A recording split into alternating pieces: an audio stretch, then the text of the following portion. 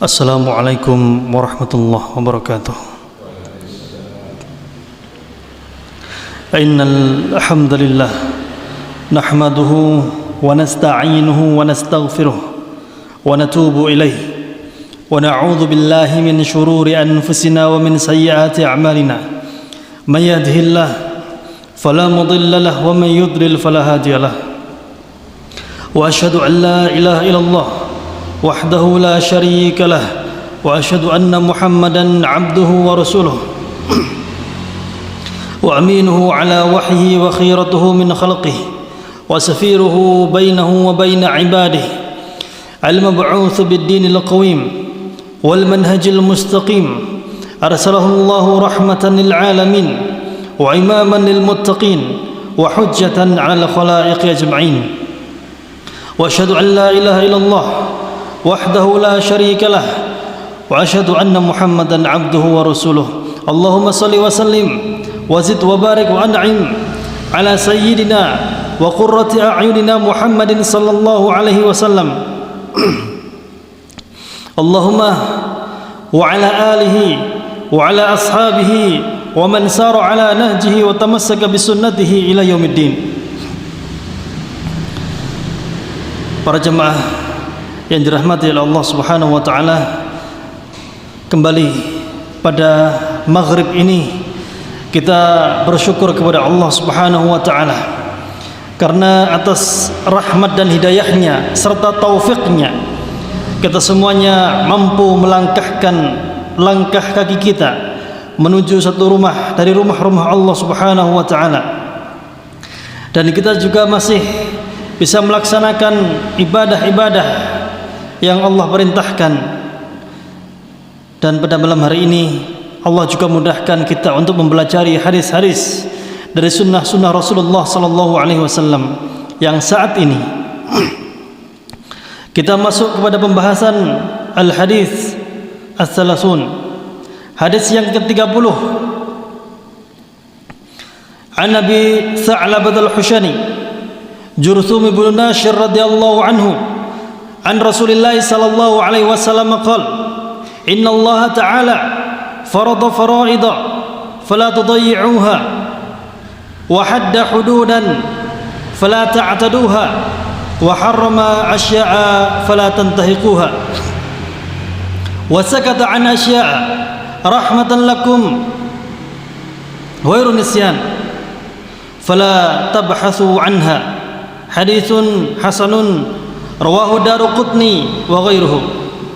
Hadis dari Abu Tha'labah al-Khushani, yaitu Jurthum ibnu Nashir radhiyallahu anhu, semoga Allah meridainya, dan juga semoga Allah Subhanahu wa taala meridai kita semuanya bersama keridhaan Allah Subhanahu wa taala kepada beliau.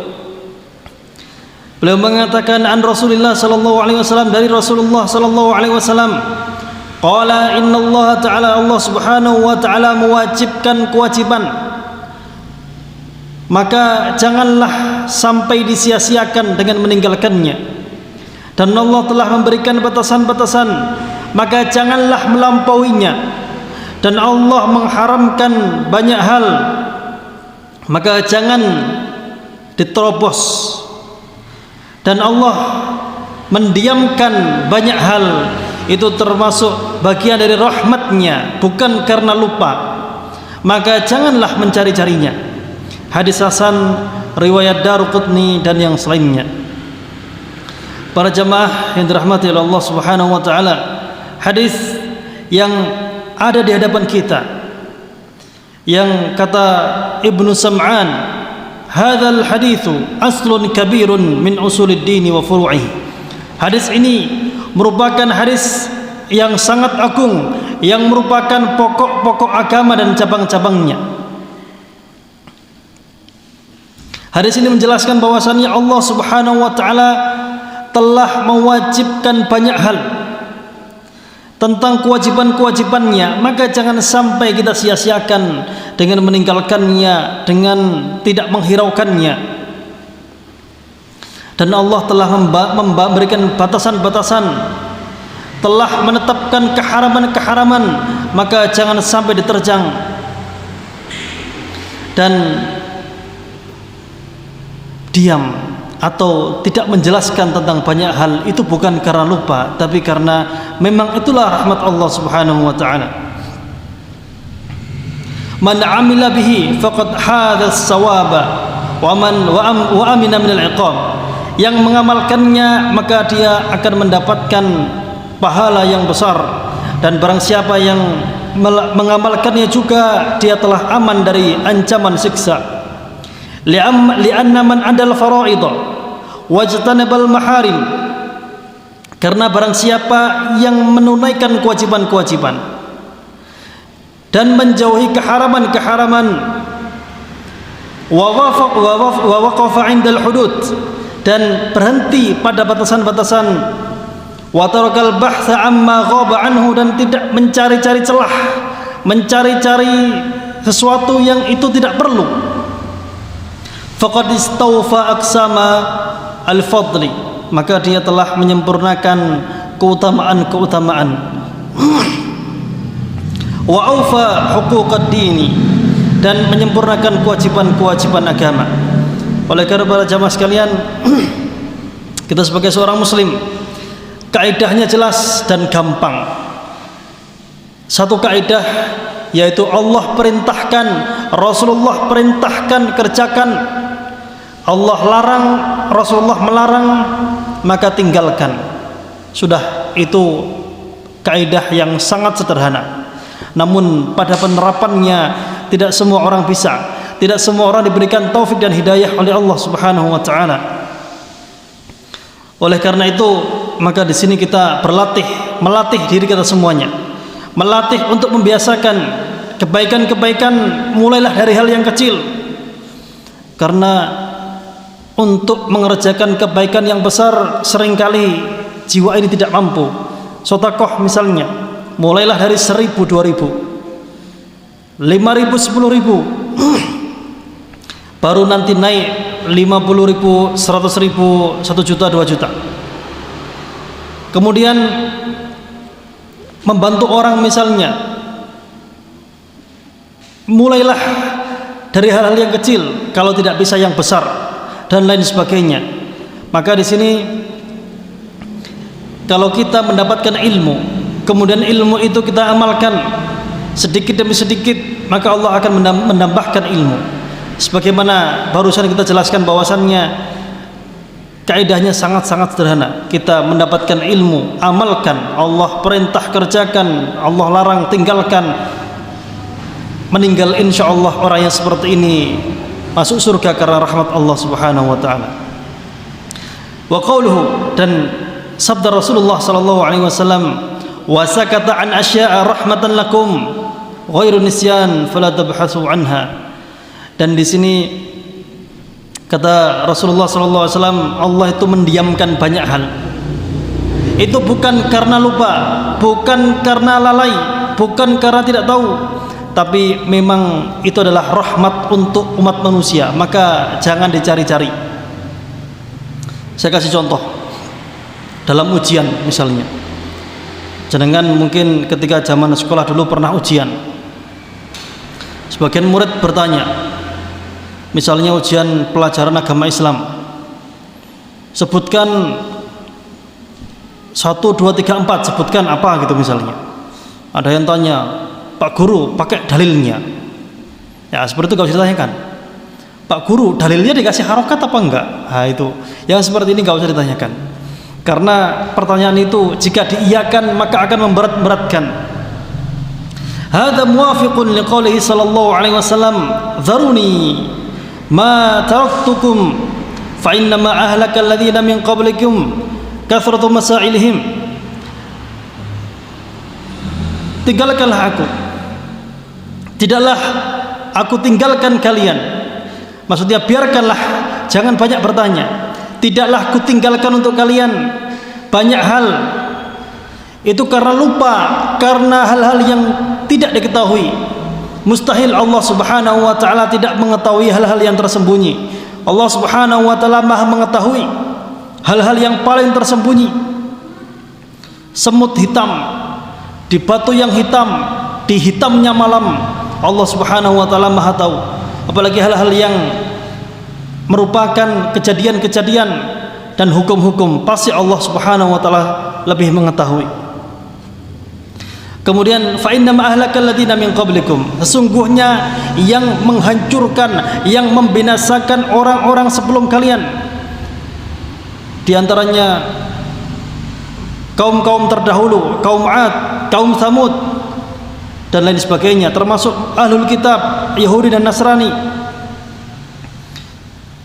Apa yang menghancurkan mereka? Kathratu masailihim, banyak bertanya yang pertanyaannya itu tidak membuahkan keimanan, tapi pertanyaannya adalah pertanyaan untuk mencari-cari celah, sebagaimana kisah Bani Israel yang nanti akan kita bahas sedikit dalam surat Al-Baqarah, yang tatkala mereka diperintahkan untuk menyembelih sapi, akhirnya banyak bertanya dan ujung-ujungnya hampir mereka enggak mampu.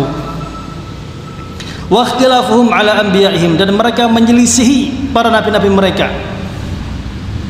Di sini para jamaah sekalian, umat Islam berada di tengah, tidak ekstrim kanan, tidak ekstrim kiri. Kita lihat Bani Israel. Bani Israel, orang-orang Yahudi, apa yang terjadi? Apa yang mereka lakukan pada nabinya? Mereka itu hobinya gemar bunuh nabi. Hobinya gemar bunuh nabi. Nabinya gak cocok, bunuh. Kemudian kalau cocok, jalan. Nabinya gak pas, sikat. Dan pernah sering satu masa bahkan tidak hanya satu nabi, bahkan dua nabi. Contoh di zaman Nabi Musa, ada Nabi Harun. Orang-orang Nasrani, mereka menghormati nabinya tapi berlebih-lebihan sampai disembah, menyembah Nabi Isa alaihissalam.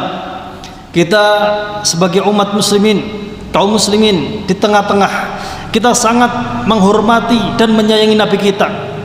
Kita sangat hormat kepada Rasulullah sallallahu alaihi wasallam. Akan tetapi beliau tetap manusia biasa yang memiliki kelebihan, diturunkan kepadanya wahyu. Rasulullah sallallahu alaihi wasallam adalah manusia terbaik yang pernah menginjakkan kakinya di atas muka bumi ini.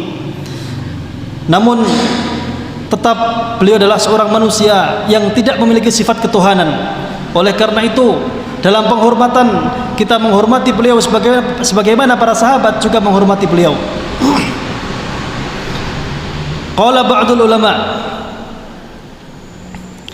kanat Banu Israel yas'aluna fayujabun. Bani Israel dulu itu mereka bertanya-tanya, sering bertanya kepada para nabi, kemudian dijawab. Wa yu'tuna ma talabu, dan mereka diberikan jawaban terhadap pertanyaan mereka. Hatta kana dzalika fitnatan lahum, sampai banyaknya pertanyaan mereka itu akan menjadi ujian dan cobaan bagi mereka. Nanti insyaallah akan kita bahas. Wa adda dzalika ila halakihim, dan itu malah menjadikan kehancuran bagi mereka. Wa kana as-sahabatu radhiyallahu anhum qad fahimu dzalik, dan para sahabat mereka orang yang sangat faham dengan hal ini. Wa kafu 'anis su'ali illa fima la budda minhu, dan mereka tidak banyak bertanya kecuali memang yang sangat penting. Bertanya tentang hal yang sangat penting, tentang hukum-hukum yang berkaitan dengan agamanya. Yang pertanyaannya para sahabat itu berkaitan dengan agamanya yang memang untuk diamalkan. Seringkali sahabat bertanya, kemudian turun ayat, misalnya tentang hilal, bertanya tentang hilal, maka Allah Subhanahu wa taala menurunkan ayat yas'alunaka 'anil ahillah. Kemudian para sahabat juga bertanya tentang khamr, maka turun ayat yas'alunaka 'anil khamri wal maisir. Kemudian tentang anak-anak yatim, wa yas'alunaka 'anil yatama, dan juga hal-hal yang lain. Pertanyaannya adalah pertanyaan yang untuk menambah keimanan, untuk menjadikan rasa takwa itu bertambah. Berbeda dengan umat-umat terdahulu, mereka bertanyanya untuk mencari-cari kesalahan, mencari-cari celah pelanggaran.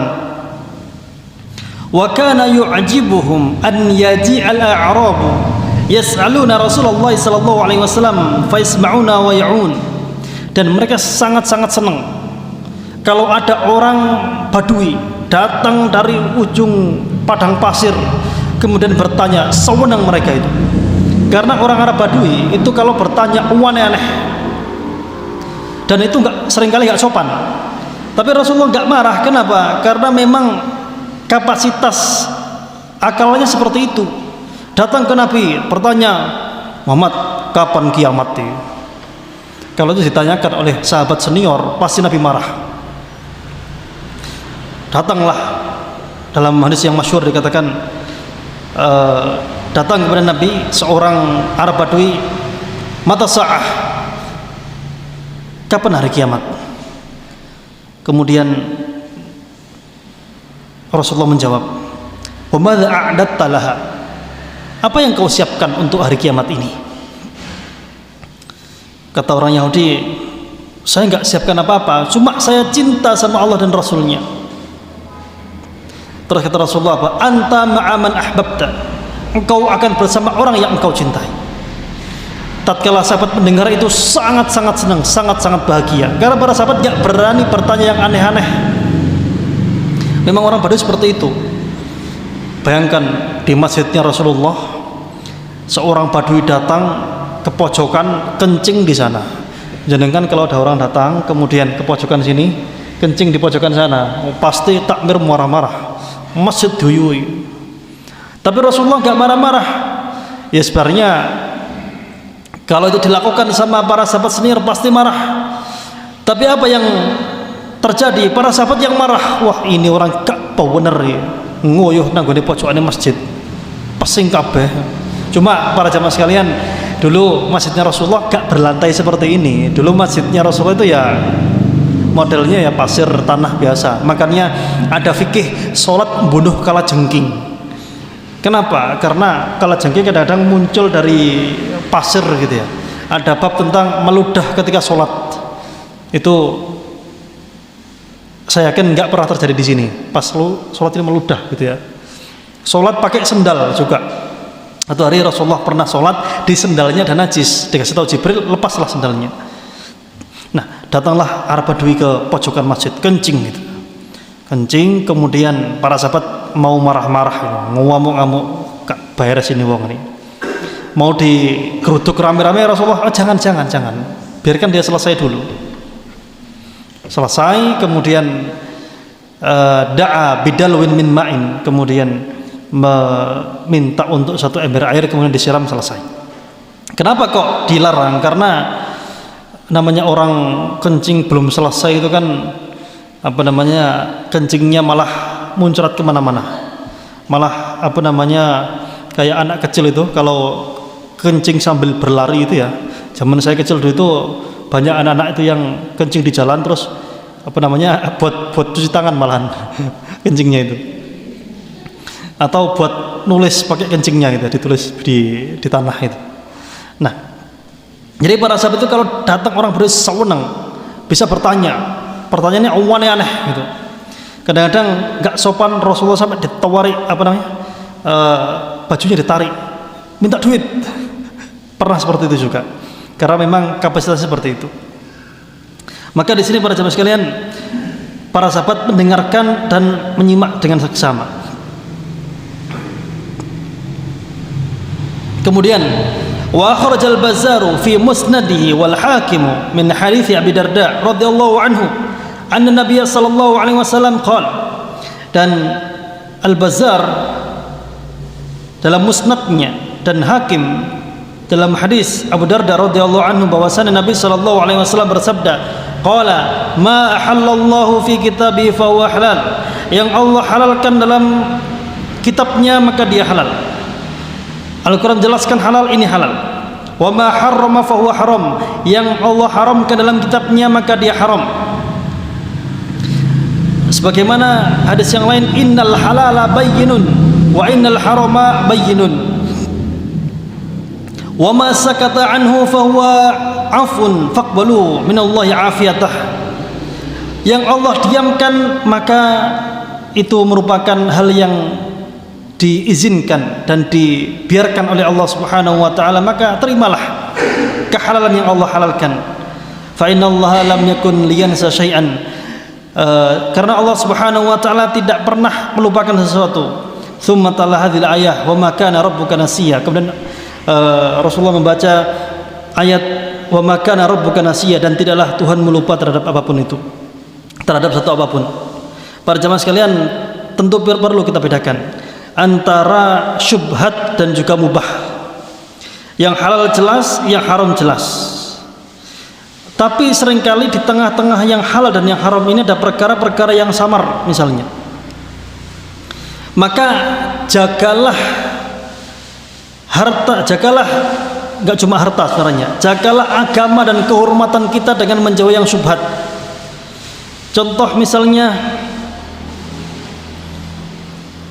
apa contohnya misalnya? Contohnya hukum musik misalnya. Jenengan mungkin sering mendengar ada ulama beda pendapat. Ini mengatakan haram, ini mengatakan halal. Dan jenengan masih bingung misalnya. Ini atau ini.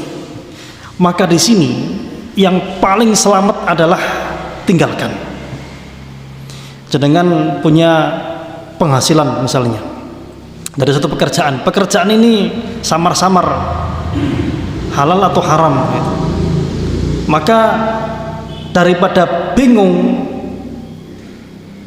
tinggalkan. Misalnya gini, contoh di kantor pemerintahan negeri apa gitu ya, ada anggaran, kemudian anggaran ini untuk sesuatu, kemudian kok akhirnya di akhir proyek Pak Ketua Anggaran itu bagi-bagi duitnya duit apa ini? Ya bisa jadi duit jelas dan gak jelas, tercampur antara itu. Tinggalkan daripada ternodai oleh syubhat dan juga nanti bisa jadi ditangkap KPK. Jadi kita menghindari yang syubhat. Tapi hal yang dibiarkan oleh Allah Subhanahu wa taala itu adalah hal yang mubah. Misalnya masalah pakaian. Masalah pakaian, menutup aurat itu wajib. Tapi cara kita menutup aurat itu Allah biarkan bagaimana caranya, selama tidak melewati batasan-batasan syar'i. Misalnya nutup aurat untuk laki-laki misalnya, mau pakai sarungan monggo, mau pakai jubah ya silahkan, mau pakai apa lagi itu, pakai baju yang apa namanya, model-model apa namanya yang dipakai orang, monggo silahkan. Yang penting tidak melanggar syariat. Contoh misalnya laki-laki pakai bajunya perempuan, lipstikan. Perempuan juga seperti itu misalnya. Perempuan keluar pakai misalnya apa namanya, katoan cekak, pakai celana adiknya yang belum selesai dijahit, katoan cekak. Tentunya itu merupakan pelanggaran syariat. Kemudian cara kita pergi ke masjid, jenengan mau ke masjid naik unta silahkan, naik motor juga silahkan, jalan kaki juga silahkan, mau terbang kalau bisa ya silahkan. Jadi para jamaah sekalian, ada hal-hal yang mubah yang Allah biarkan. Makanya dalam muamalat, kaidah dalam muamalat sama ibadah itu beda.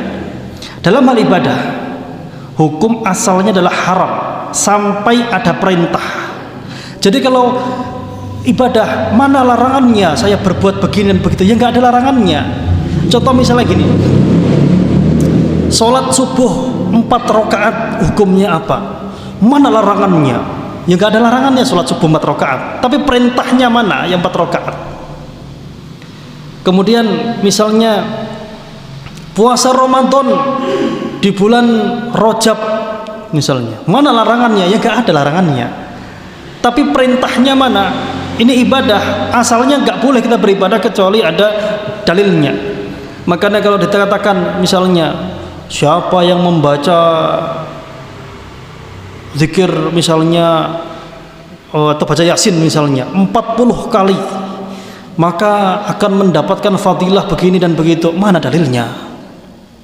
Dari Rasul, hadisnya mana, ayatnya mana? Karena ini ibadah. Cari dalilnya. Haji misalnya.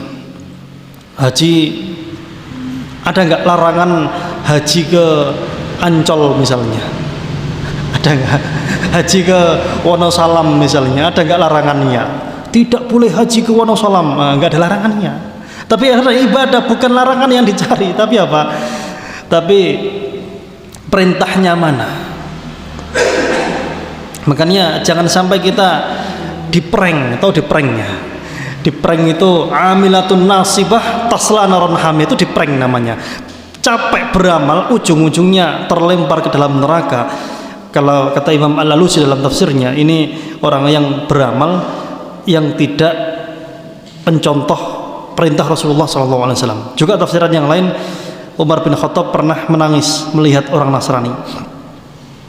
Yang Nasrani ini badannya kurus, kering, capek beribadah tanpa henti. Paling enggak nikah juga mungkin ya.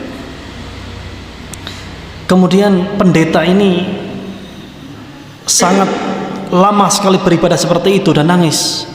Kenapa? Teringat capek beramal tapi ujung-ujungnya terlempar ke dalam neraka, na'udzubillah. Maka dari itu para jemaah dirahmati Allah Subhanahu wa taala, dalam masalah ibadah itu hukumnya adalah haram sampai ada perintahnya. Makanya kalau kita lihat amalan sehari-hari kita, yang kita amalkan apa? Ya sholat, sedekah, kalau bulan Ramadan ya zakat, apapun itu, kalau ada dalilnya kita kerjakan. Sebaliknya dalam bab muamalah, muamalah itu hukum asalnya boleh sampai datang larangan. Muamalah dalam kehidupan sehari-hari, misalnya jual beli di dalam lautan, hukumnya apa? Ya monggo silahkan. Jual beli misalnya,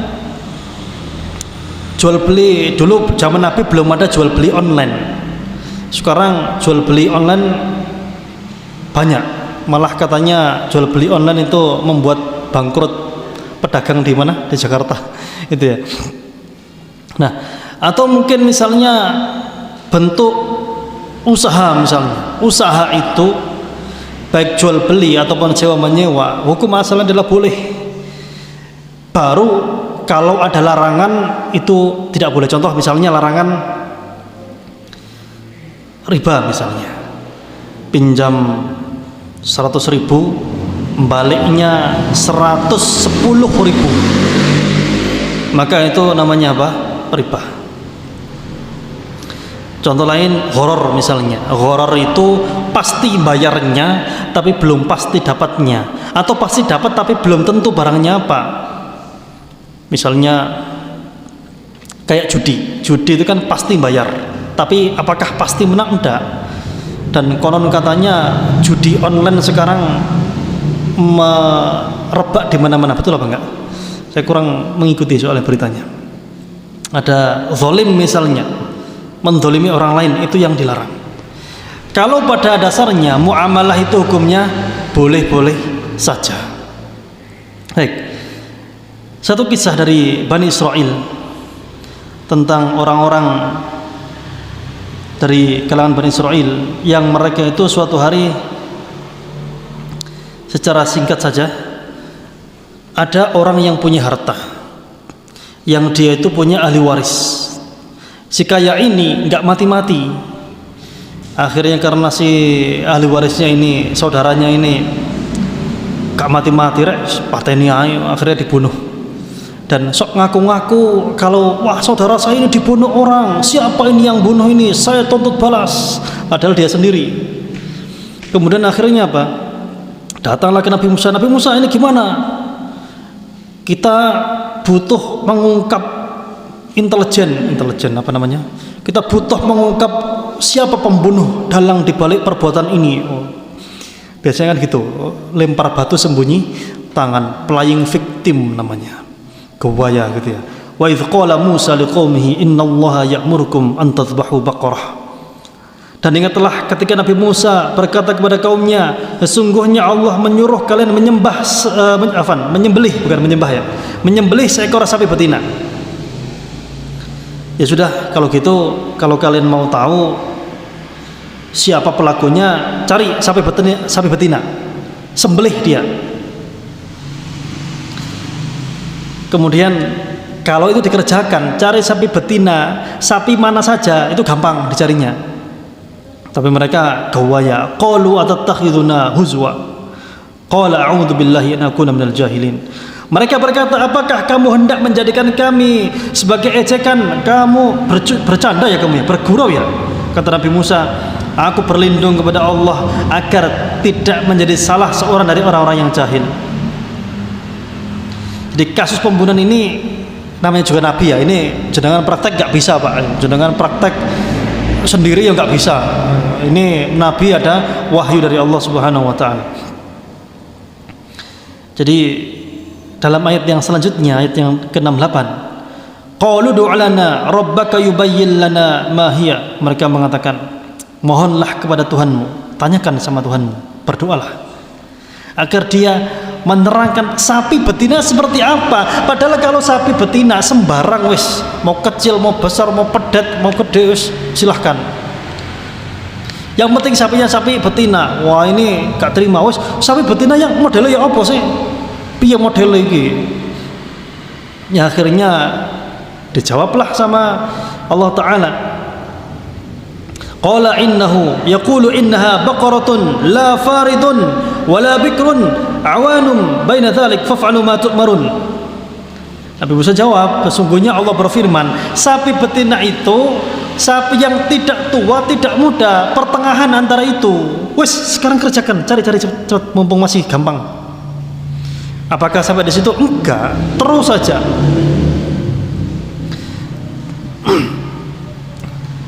Mereka bertanya lagi, qalu du'u lana rabbaka yubayyin lana ma launuha. Ya Musa, berdoa lagi. Tadi kan seperti itu loh sapinya. Kemudian warnanya warna apa sapinya ini? Warnanya warna apa?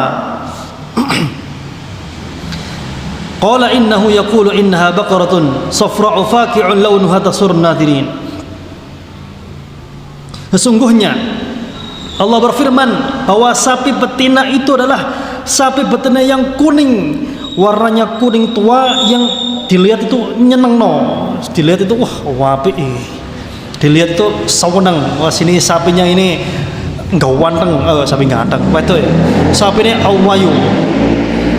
Tidak, tadi apa tadi? Sapi betina, tidak tua, tidak muda, warnanya kuning agak tua, kemudian dilihat itu bukan kuning tua yang pucat, tapi kuning tua yang dilihat itu nyenengno. Wes, sapi ini awayu, wes gitu ya.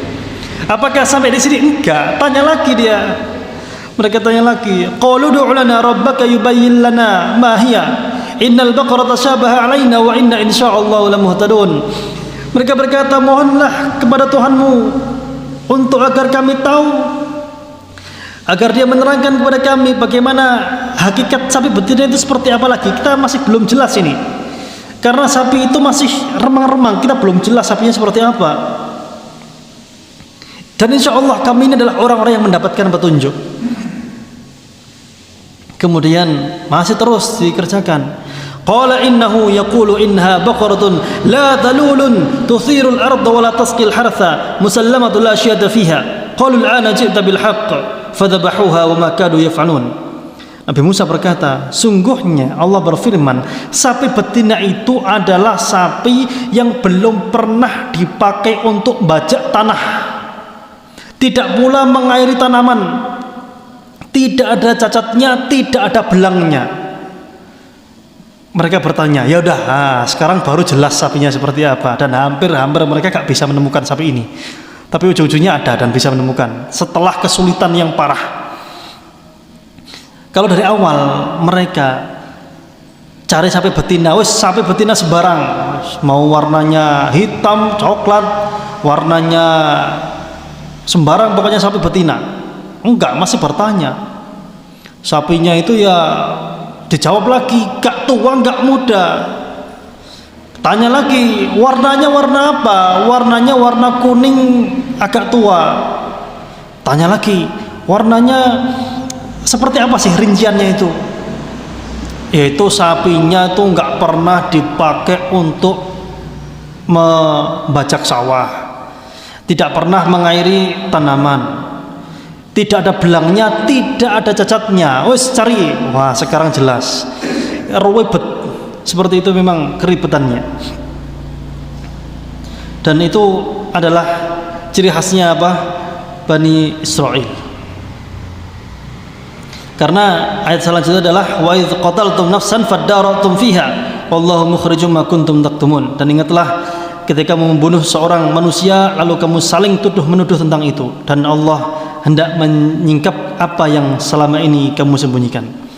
Jadi di akhirnya dipukulkan ya, faqul nadribuhu bi ba'dihha kadzalika yuhyillahu al-mauta wa yuriikum ayatihi la'allakum taqilun. Lalu kami berfirman, pukullah mayat yang terbunuh tadi itu dengan sebagian anggota badan. Di sini ada dijelaskan, ada yang mengatakan ekornya, ada yang mengatakan bagian yang lain. Kemudian demikianlah Allah menghidupkan kembali orang-orang yang telah mati dan memperlihatkan kepadamu tanda-tanda kekuasaannya agar kamu menjadi orang yang mengerti. Jadi akhirnya setelah dipukulkan hidup, kasih tahu siapa pembunuhnya, kemudian apa? Dia ya mati lagi gitu. Jadi para jamaah sekalian, dan kejadian seperti ini itu tidak sekali dua kali pada Bani Israel. Mereka sangat-sangat ngeyel. Nabinya memerintahkan untuk masuk ke satu negeri memerangi orang-orang yang zalim. Kemudian mereka apakah menjawab ajakan nabinya? Tidak, ternyata. Apa yang mereka katakan dalam surat Al-Maidah? Fadhhab anta wa rabbuka faqatila inna hahuna qa'idun. Wahai Nabi Musa, waktu itu Nabi Musa. Wahai Nabi Musa, pergilah engkau dan Tuhanmu, berperanglah kalian berdua, kita duduk di sini menunggu, santuy, rebahan di sini. Dijak perang sama nabinya suruh pergi berdua sama Tuhannya untuk berperang. Mereka ngapain? Nunggu. Ini sangat berbanding terbalik oleh seorang sahabat ketika perang Badar. Di perang Badar, melihat jumlah pasukan kaum muslimin 313, pasukan kafir Quraisy 1000 orang, 1 lawan 3, solo vs squad kalau bahasanya bocil zaman sekarang. Apa yang terjadi? Rasulullah ini ingin meyakinkan para sahabatnya. Bagaimana menurut kalian wahai para sahabatku? Kemudian seorang sahabat dari Ansor mengatakan, wahai Rasulullah, kami tidak akan mengucapkan ucapan Bani Israel kepada Nabi Musa. Inna lan naqula kama qalat Banu Israil li Musa. Apa yang mereka katakan? Idzab anta wa rabbuka faqatila inna hahuna qa'idun. Perkataannya Bani Israil kepada Nabi Musa tatkala diperintah perang, sebagaimana perkataan yang telah kita sebutkan dalam surat Al-Maidah tadi, pergilah kalian berdua, berperanglah, kita nunggu di sini. Tapi wahai Rasulullah, kami mengatakan idhab anta wa rabbuka faqatila inna ma'akuma muqatilun. Pergilah engkau dan Tuhanmu berperang, kami ikut berperang bersamamu. Itu kata para sahabat. Dan kalaulah seandainya engkau membawa kami untuk menyeberangi lautan lumpur, maka kami akan menyeberanginya bersamamu. Kesetiaan para sahabat ridwanullahi alaihim ajma'in berbeda dengan kaum-kaum sebelumnya. Dan bahkan Nabi Isa itu tatkala sebelum diangkat, beliau hendak dibunuh oleh orang-orang yang menentangnya. Dan faedahnya adalah supaya kita dapat berpikir, para jamaah sekalian, Allah Subhanahu wa taala memberikan kita akal untuk merenungi tentang kisah-kisah orang-orang terdahulu. Baik para jamaah yang dirahmati oleh Allah Subhanahu wa taala, ini hadis yang pendek sebenarnya, tidak panjang ya. Jadi kita nggak akan lama-lama membahasnya. Mau saya lanjutkan hadis yang setelahnya kok ini agak panjang ya, jadi nanggung. Ya, mungkin sampai di sini aja ya. Karena sebentar lagi mungkin sudah masuk isya atau belum? 3 menit lagi ya. Ya, ini mau dilanjutkan kok nanggung karena panjang. Mungkin sampai sini dulu aja. Semoga Allah Subhanahu wa taala senantiasa memberikan kepada kita semuanya taufik dan hidayahnya, serta membimbing langkah kaki dan hati kita semuanya untuk menuju ridhonya, serta menjadikan kita semuanya hamba-hamba yang senantiasa bertaubat kepadanya.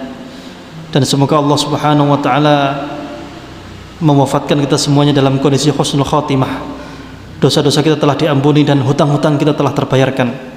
Dan juga Allah Subhanahu wa taala menyelamatkan kita semuanya di akhirat nanti, serta memasukkan ke surganya dan menjauhkan kita semuanya dari adab nerakanya. Subhanakallahumma rabbana bihamdika asyhadu an la ilaha illa anta astaghfiruka wa atubu ilaik. Assalamualaikum warahmatullahi wabarakatuh.